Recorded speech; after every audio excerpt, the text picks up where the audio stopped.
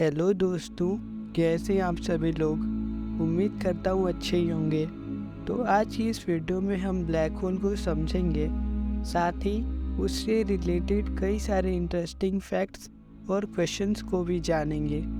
तो चलिए आज के इस वीडियो को शुरू करते हैं। सबसे पहले चलिए जानते हैं कि ब्लैक होल्स क्या होते हैं। ब्लैक होल्स हमारे यूनिवर्स के सबसे डेंस और सबसे पावरफुल ऑब्जेक्ट हैं, जिनका ग्रेविटेशनल पुल इतना स्ट्रांग होता है कि लाइट भी इसे एस्केप नहीं कर सकती। अब जब हम ब्लैक होल्स की बात करते हैं तो हमारे मन में ये ज़रूर सवाल आता है कि ब्लैक होल्स आखिर कैसे बनते होंगे, या फिर दूसरा सवाल जो हमारे मन में आता है वो ये है कि ब्लैक होल्स कब बनते होंगे। तो ब्लैक होल्स तब बनते हैं जब कोई मैसिव स्टार अपने लाइफ के एंड तक पहुंचता है और इसका मास इसके अंदर ही कोलैप्स कर जाता है, जिससे एक डेंस कोर का फॉर्मेशन होता है और ऐसे ब्लैक होल्स बनते हैं। अब जैसा कि हम जानते हैं कि हर चीज़ ग्रेविटी से प्रभावित होती है।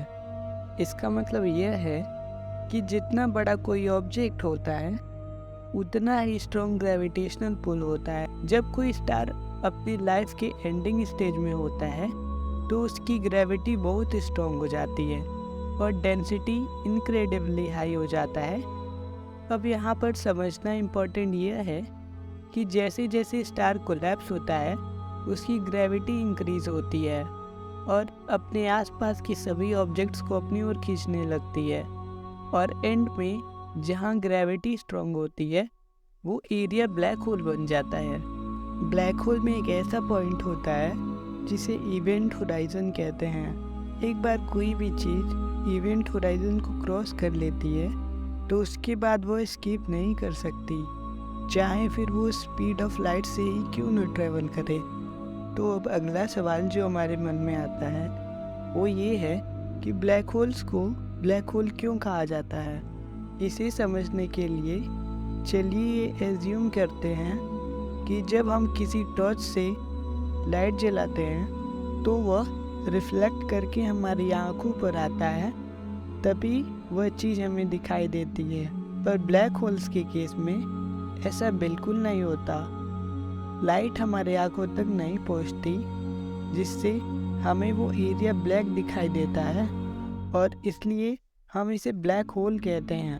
अब जैसा कि हम जानते हैं कि ब्लैक होल बहुत ही मिस्टीरियस सी चीज़ है, तो हम कभी न कभी ये इमेजिन ज़रूर करते हैं कि क्या होगा अगर हम ब्लैक होल में गिर जाएं। तो साइंटिस्ट के अनुसार अगर हम ब्लैक होल में गिरते हैं तो हमारे साथ 3 घटनाएं हो सकती हैं। पहली, ब्लैक होल का ग्रेविटेशनल पुल बहुत ही ज़्यादा होता है, जिसके कारण हमारा शरीर लंबा होने लगेगा और with in a fraction of seconds हमारी डेथ हो जाएगी।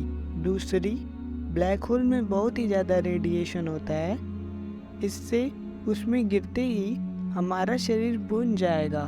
तीसरी, इसमें गिरते ही हमारे शरीर की होलोग्राफिक इमेज बन जाएगी। तो अब सवाल यह बनता है कि क्या सच में हमारे साथ ऐसा होने वाला है। तो इसका जवाब यह है कि फ़िलहाल ऐसा तो कुछ नहीं होने वाला है, क्योंकि हमारी धरती का सबसे नज़दीकी ब्लैक होल भी बहुत ज़्यादा दूर है।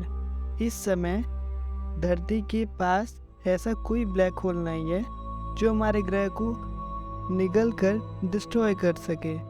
इस समय धरती के सबसे नज़दीक ब्लैक होल भी V616 मोनोसेरोटिस है और यह धरती से 3300 लाइट ईयर्स दूर है।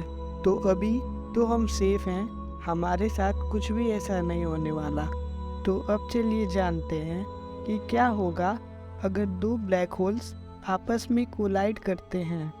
तो ऐसे में यह हो सकता है कि दोनों धीरे धीरे क्लोज आ जाएं और एक मैसिव ब्लैक होल का फॉर्मेशन करें।